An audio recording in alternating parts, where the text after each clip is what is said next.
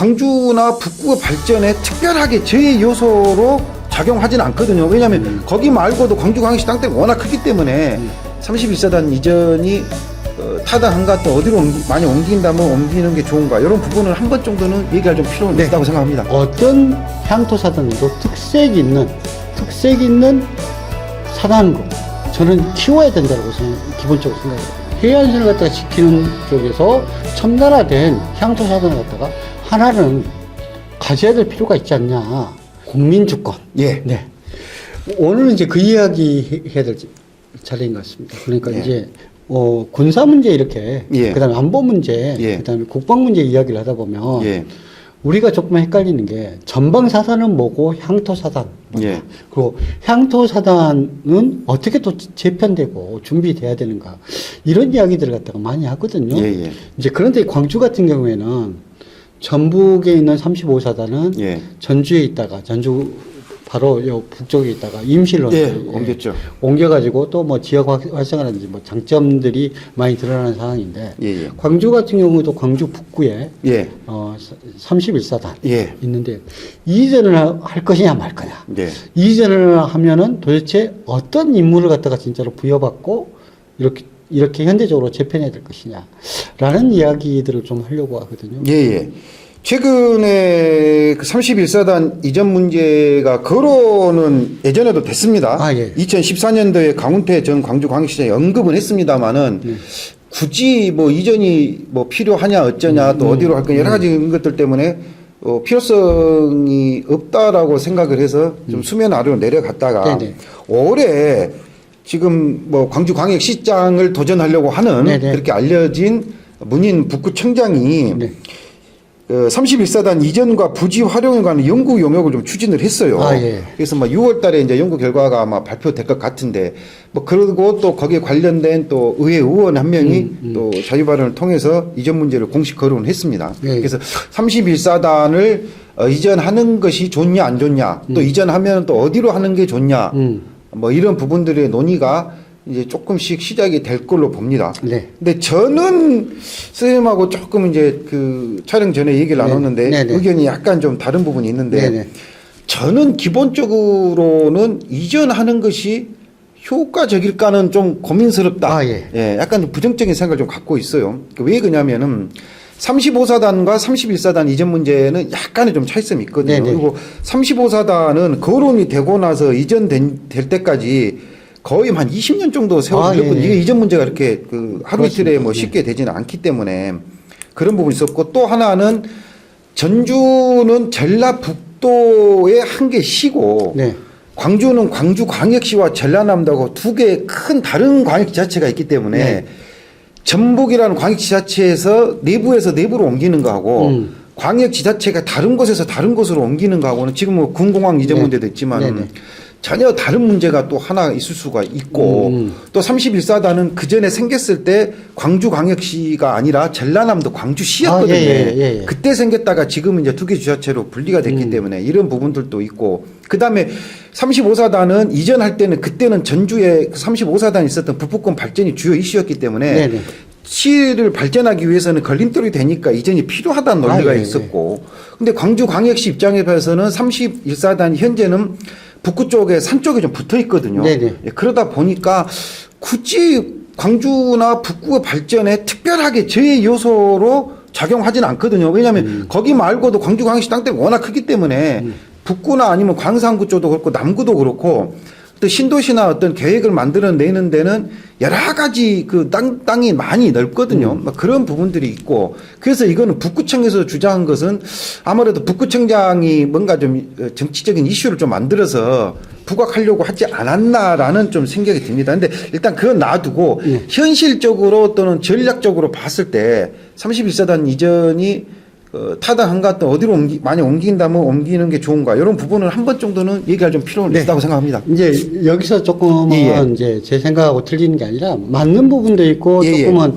확인해 볼 부분이 있는데요. 첫 예. 번째는 뭐냐면 전주 북부에 있었던 35사단 위치나 전체적으로 전주시에서 예. 그 위치나 그리고 정반대 광주에 있는 31사단 위치하고 보면 훨씬 더 35사단에 비해서 31사단이 도심지 내부에 있다라고 이렇게 보는 것이 맞고요. 예.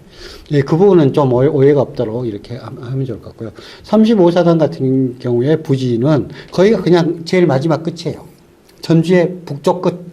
거기에 비해서 31사단 있는 부분들은 훨씬 더 개발을 갖다가 사실은 해야 돼. 그 위쪽에 이제 그린벨트가 있긴 하지만, 연결을 갖다가 해야 될 부분, 확장해가지고 조금 도시가 확장해야 된다는 욕구가 있는 어떤 부분들은 아마 북에서 좀 생각을 했을 것 같고요. 예. 두 번째는 뭐냐면 31사단 부지에 대한 활용 부분에 대해서 교육과 산업 위주로 해가지고 전주하고 틀리게 이런 식으로 조금은, 이전 용지를 갖다가 사용하는 거. 그러니까 전주가 대부분 상업이라든지 주거 용지로 35사단이 그렇게 배치돼 가지고 임실로 이제 고무대가 옮겨졌다고 이야기를 한다면, 정반대로 광주의 경우에는 전남대가 사실은 포화 상태거든요. 전남대를 갖다가 조금은 요 제2캠퍼스라든지 이런 쪽으로 고민하는 파트가 31사단 부분하고 정반대로 광산구 비행장 부분하고 이렇게 두 개를 조금은 생각하거나 고려해야 될 부분들이 있어서 예, 교육과 산업 파트로 이렇게 나눠야 된다라고 조금 생각을 하고요. 그런 쪽으로 아마 이제 계획안이 나오지 않을까. 저는 어떻게 했냐면은 군부대가 이전할 때는 기부대 양여 방식으로 이전하거든요. 네네. 그래서 이전해야 될 군부대 부지부터 건설 모든 부분을 다 책임을 지고 나중에 이 부지를 개발해가지고 그 비용을 충당하는 방식으로 해야 돼요.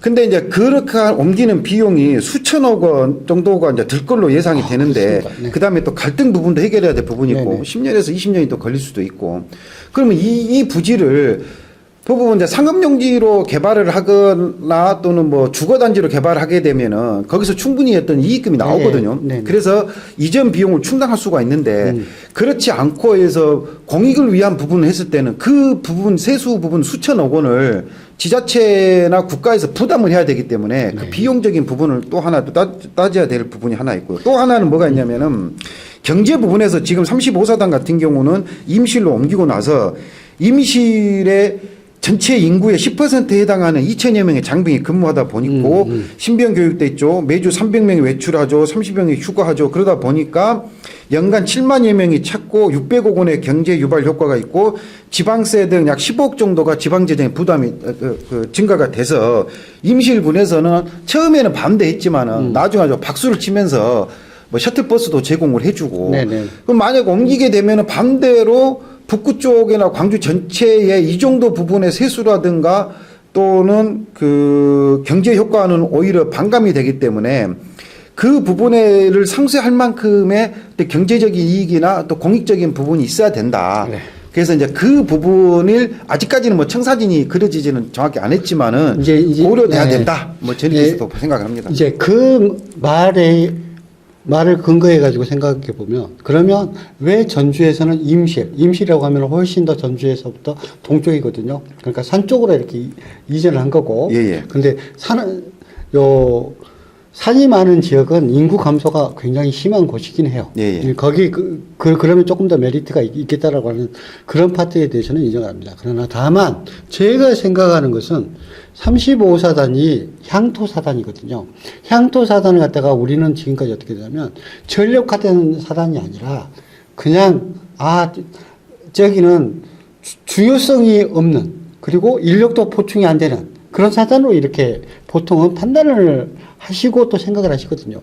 그런데 우리가 어떤 생각을 해야 되냐면요. 옛날에는 전방 후방 개념이 있었고 뭐가 있었고 하지만 현대전에서는 어떤 향토사단도 특색 있는 사단으로 저는 키워야 된다고 저는 기본적으로 생각을 하거든요. 바뀌어야 된다.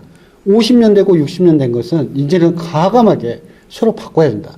향토사단을 일률적으로 다 땅게 뭐 육군으로 해가지고 앞에서 해가지고 사상자 많이 나오면 그걸 다 교체시키는 그런 사단으로 생각하지 말고, 제가 생각에는 국가 안보에 있어서 31사단이 지금 경계를 하고 있는 부분이 어떠냐면 제일 긴 사실은 복잡한 해안선을 갖고 있는 것이고, 그런 어떤 해안선을 갖고 있는 부대의 특성이라고 한다면 기동성이 굉장히 중요한 사단으로 바뀌어야 될 것이다. 저는 거기에 특화된 사단으로 35사단을 갖다가 개편해야 된다. 그러니까 우리가 이제 그런 이야기들을 많이 했어요. 그러면 어떻게 수송을 갖다 헬기로 아니요. 우리는 대중국일 수도 있고 대일본일 수도 있고 해안선을 갖다가 지키는 쪽에서 첨단화된 향토사단을 갖다가 하나는 가져야 될 필요가 있지 않냐. 그 사단으로서 31사단을 갖다가 이렇게 측정을 한다면 훨씬 더 해안에 가까운 쪽으로 사단본부도 옮기고 해안 방어를 갖다가 위한 곳으로서 생각을 하고 우리가 지금